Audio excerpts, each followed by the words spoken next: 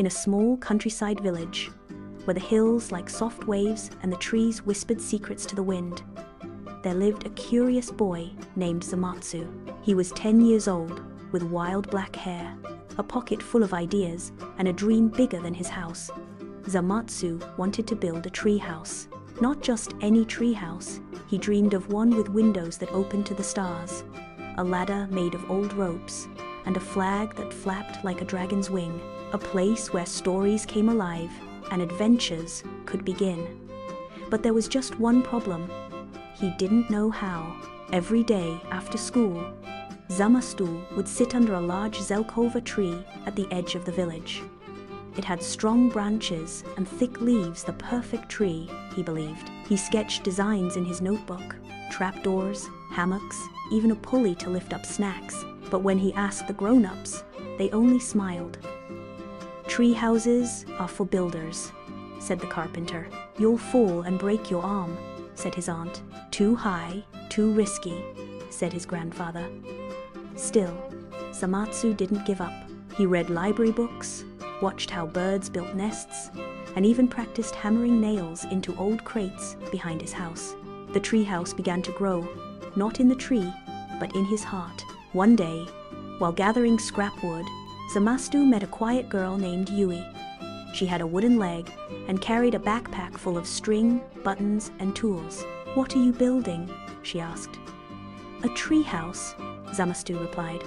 "But I don't have enough wood or help." Yui smiled. "I can help.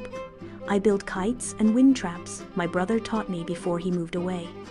So they began 2 kids, 2 hearts, and 1 dream. They worked every afternoon. They tied ropes, sawed planks, and built a ladder step by step. Zamatsu would climb, and Yui would hold the base steady. They gathered discarded wood, tied old rope into ladders, and carefully shaped the first platform. Their laughter rang like bird song through the trees. Children began to watch. Some offered help. Even the adults began to nod in quiet approval. But just when the treehouse was halfway built, the sky turned dark. Zamatsu ran to the tree, his heart racing. Yui was already there, trying to cover the planks with an old tarp. The wind is too strong, the branches groaned, the ropes whipped and snapped. One of the half-built walls fell with a crash, and the canvas roof tore in 2. "We'll lose everything," Zamatsu cried, rain soaking his face. Yui grabbed his hand. "Then we'll build it again, better." By morning, the storm was gone, but the damage was clear. Broken boards, mud everywhere. The flagpole had snapped in half. Zamatsu sat beneath the tree, defeated.